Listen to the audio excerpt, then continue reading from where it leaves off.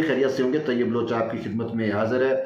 جی آج کا سورج بھی غروب ہو گیا اور یہ سورج جاتے جاتے عمر عطا بندیال کو بھی اپنے ساتھ لے گیا۔ چیف جسٹس عمر عطا بندیال کا اوورآل جب ہم ٹینیور دیکھتے ہیں تو ہمیں بہت زیادہ مایوسی کا سامنا کرنا پڑتا ہے اور افسوس سے کہنا پڑتا ہے کہ منصف اعلیٰ کا سب سے بڑا کام جو ہوتا ہے وہ انصاف کرنا ہوتا ہے، لیکن چیف جسٹس عمر عطا بندیال نے اپنے پورے ٹینیور کے اندر بطور چیف جسٹس انصاف ہرگز نہیں کیا۔ فیصلے ضرور دیے ہیں اور سارے کے سارے فیصلے جو میں کہتا ہوں وہ ٹلٹڈ فیصلے تھے، اور بندیال صاحب کے دور کے اندر جب کوئی بینچ بنتا تھا اور وہ سارا ہم خیال بینچز تھے، یا جس کو پھر عوام نے عمران دار بینچز یا عمران دار ججز کہنا شروع کر دیا تھا، تو جب وہ بینچ کی تشکیل ہوتی تھی کسی اہم پولیٹیکل نوعیت کے معاملے پہ یا اہم جو کانسٹیٹیوشنل میٹر کے اوپر، تو یہی ایک رائے آتی تھی کہ فیصلہ تو ہمیں پتہ ہے فیصلہ کیا ہوگا، یعنی بینچ کی تشکیل جو ہے وہی بتا دیا کرتی تھی کہ متوقع فیصلہ ایکسپیکٹڈلی فیصلہ کیا ہوتا ہے۔ اور پھر بندیال آج سپریم کورٹ کے ملازمین سے جو ہے وہ گفتگو کرتے ہوئے آج رو بھی پڑے، اور وہ رونا کیا تھا، وہ ایک ٹسوے بہا رہے تھے، اور صاف ظاہر ہے جب آپ اپنے آپ کو ناگزیر سمجھو، جب اپنے آپ کو مطلق العنان جو ہے وہ چیف جسٹس سمجھو اور کہو کہ میرا اختیار، میرا بینچ، میری مرضی، میری عدالت، چاہے میں اپنی ساسو ماں کی سہولت کاری کروں یا عمران خان کی سہولت کاری کروں، کسی کو کیا غرض، تو ایسی صورتحال میں جب پھر آپ کا وقت گنا جا چکا ہو، آپ کو جانا پڑ جائے اور جس کرسی پہ بیٹھ کے آپ پوری مینیپولیشن کرتے رہے وہ کرسی ہی آپ سے جدا ہونے کو ہو، وہ ایسی گھڑی پہ پھر رونا ہی تو آتا ہے نا۔ تو بندیال اسی وجہ سے رو رہا تھا اور کچھ بھی نہیں، اور لیکن اپنے آپ کو یہ کہہ رہا تھا میں ایک ایسا سورج ہوں جو ہے وہ جو غروب ہو رہا ہے۔ بات یہ ہے کہ سورج نے تو غروب ہونا ہوتا ہے، اور آپ کو پہلے دیکھنا چاہیے تھا کہ آج اگر میں عروج پہ ہوں تو کل میرا زوال ہوگا۔ بہرحال اب بندیال کا زوال شروع ہو چکا ہے، بندیال تاریخ کے کوڑا دان کا حصہ ہو چکا ہے، اور اس نے جو فیصلے کیے ہیں وہ سپریم کورٹ پہ جو کالک ملی ہے، وہ کالک بھی جو ہے اس کی ظلمت کے ساتھ، اس کی جو ہے اس طریقے کے ساتھ وہ کالک بھی جو ہے وہ ختم ہو جائے گی، کیونکہ کل ایک نیا سورج طلوع ہوگا، اور کل کا سورج جو ہے وہ chief justice Umar Ata Bandial chief justice Umar Ata Bandial تو ماضی ہو گئے، لیکن کل کا جو سورج طلوع ہو رہا ہے وہ چیف جسٹس قاضی فیض عیسیٰ کا دور جو ہے اس کی نوید لے کے آئے گا، اور کل ہی قاضی فیض عیسیٰ جو ہیں وہ بطور چیف جسٹس آف پاکستان صدر مملکت سے صبح حلف لیں گے، اور پھر کل شام کو ہم یہ سن رہے ہیں کہ سپریم کورٹ میں جو ہے وہ ایک اشاعہ بھی دے رہے ہیں جس میں سپریم کورٹ کے ججز اور سپریم کورٹ کا عملہ جو ہے وہ شریک ہوگا۔ اور اس کے بعد سب سے اہم چیز جو مائنز چھوڑ کے جا رہی ہیں عمر عطا بندیال جاتے جاتے، یا جو کالک انہوں نے لگی ہے، یہ کالک خود قاضی فیض عیسیٰ کو ہی صاف کرنی پڑے گی، اور یہ مائنز ان کو ہی ہٹانی پڑے گی، اور انہی مائنز کے پیش نظر قاضی فیض عیسیٰ نے جو ہے وہ پیر کے روز جو ہے وہ صبح ایک بینچ بھی تشکیل دیا ہے، فل کورٹ بینچ۔ جی فل کورٹ بینچ، آپ فل کورٹ سے تو واقف ہوں گے کہ یہ بندیال کا پورا ٹینیور اس سے بار بار تقاضے ہوتے رہے، پولیٹیکل پارٹیز تقاضے کرتی رہیں، وہ سٹیک ہولڈر تقاضے کرتے رہے، جو بھی کیس ہوتا تھا، اگر پولیٹیکل کیسز ہوتا، پی ڈی ایم نے متعدد کیسز کے اندر اس بندیال کو کہا کہ خدا را اللہ کا نام مانے، یہ کورٹ آپ کی کوئی میراث نہیں ہے، آپ فل کورٹ بنا دیں، یہ معاملہ انتہائی اہم ہے، یہ عوام کا معاملہ ہے، یہ پاکستان کے مستقبل سے جڑا ہوا معاملہ ہے، لیکن بندیال کہتا تھا کہ فل کورٹ بنانا جو ہے وہ ماضی کی ریت ہو گئی ہے، میرا بینچ، میری مرضی، میرا اختیار۔ تو بندیال صرف اپنے ہم خیال ججز، اپنے عمران دار ججز کو بٹھا کے جو ہے وہ فیصلے کرتا رہا، فل کورٹ اس نے کبھی بنایا ہی نہیں ہے، فل کورٹ سے یہ بھاگتا رہا۔ لیکن چیف جسٹس جو قاضی فیض عیسیٰ ہیں وہ انہوں نے اپنے پہلے ہی روز بطور چیف جسٹس جو ہے وہ فل کورٹ بینچ بنا دیا۔ اب فل کورٹ بینچ جو ہے وہ supreme court practice and procedure کے معاملے کو جو ہے وہ لے کر چلے گا، کیونکہ supreme court practice and procedure کا معاملہ انتہائی اہم ہے۔ وہ اہم یوں ہے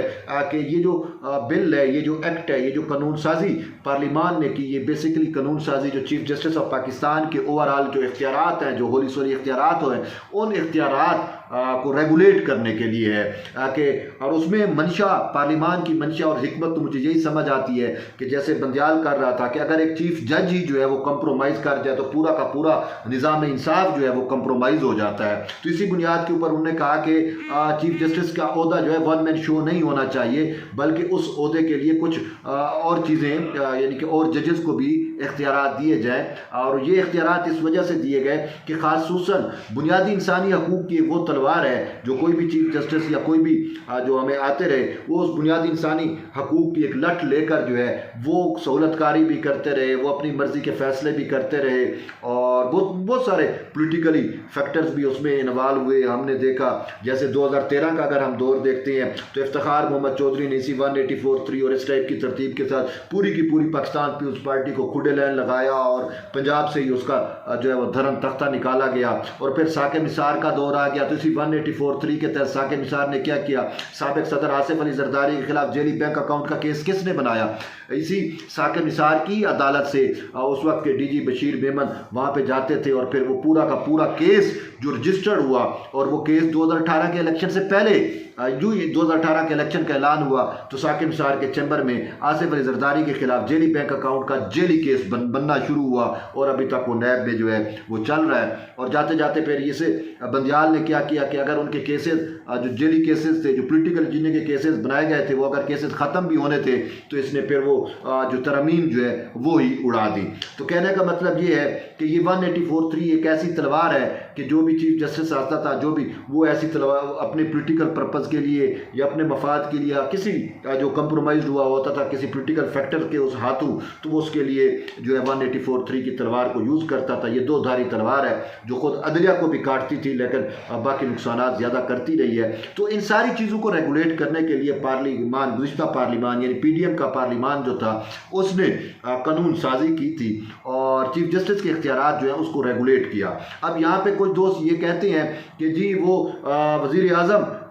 کے پاس فل اختیار ہوتے ہیں تو کوئی اور وزیر اعظم شیڈو ٹائپ وزیر اعظم تو نہیں لایا جا سکتا۔ یار بات یہ ہے دیکھیں وزیر اعظم کو پابند کیا گیا، وہ کابینہ کی منظوری سے ہی فیصلے کرتا ہے۔ اسی طریقے سے آرمی چیف کو دیکھ لو، سب سے بڑا عہدہ اس کے پاس ہے یا طاقتور پاورفل عہدہ اس کے پاس ہے، تو آرمی چیف جو ہے وہ کور کمانڈر کے ساتھ مل کر مشاورت کے ساتھ مل کر ہی کولیکٹیو ڈیسیژن کرتا ہے۔ لیکن یہاں پہ جو چیف جسٹس ہوا کرتا تھا جیسے بندیال کے میرا بینچ، میری مرضی، میری عدالت، میرا اختیار، میں جو کچھ بھی کروں، تو اسی بندیال کو جسٹس منصور علی شاہ نے خود سپریم کورٹ کے ججز نے ون مین شو کہا تھا۔ تو بندیال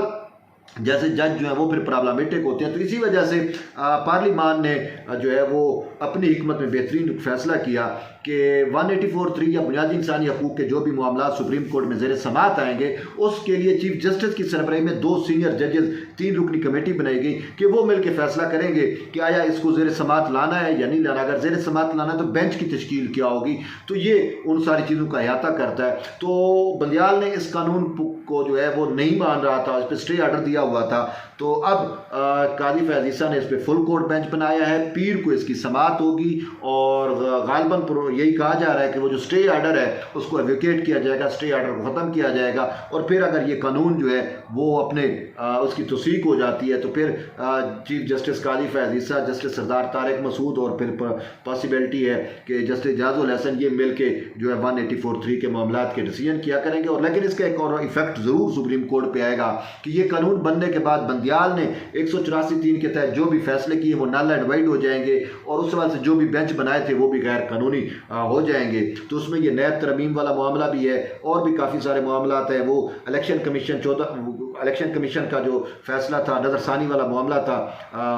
پنجاب اور کے پی کے الیکشن والا، وہ بھی، اور ججمنٹ اینڈ ریویو آرڈر جو اڑایا، تو یوں بہت سارے کیسز ہیں جو اس سے ضرور افیکٹ ہوں گے۔ تو بہرحال مین خوشی کی بات یہ ہے کہ بندیال کا ظلمت اور ضیاء کا جو سورج تھا وہ آج غروب ہو چکا ہے، اور کل جو ہے وہ ایک نیا سورج طلوع ہو رہا ہے، اور یہ سورج جسٹس قاضی فیض عیسیٰ کو جو ہے وہ بطور اس کے چیف جسٹس کا ایک نیا دور لے کے آ رہا ہے، اور توقعات بہت زیادہ ہیں، مائنڈز اس کے لیے بہت بچھا کے گئے ہیں۔ تو ہمیں امید ہے قاضی فیض عیسیٰ جو ہے وہ بطور چیف جسٹس جو ہے وہ انصاف ضرور دیں گے، اور عوام کی توقعات پہ، قوم کی توقعات پہ جو ہے وہ حد المقدور کوشش کریں گے پورا اتر سکیں۔ تو بہرحال یہ تو اہم ڈیولپمنٹ تھی، میں نے کہا آپ تک شیئر کر دوں۔ جڑے رہیے طیب بلوچ کے ساتھ، ملتے ہیں ایک نئی ویڈیو میں، تب تک اجازت دیں، اللہ حافظ۔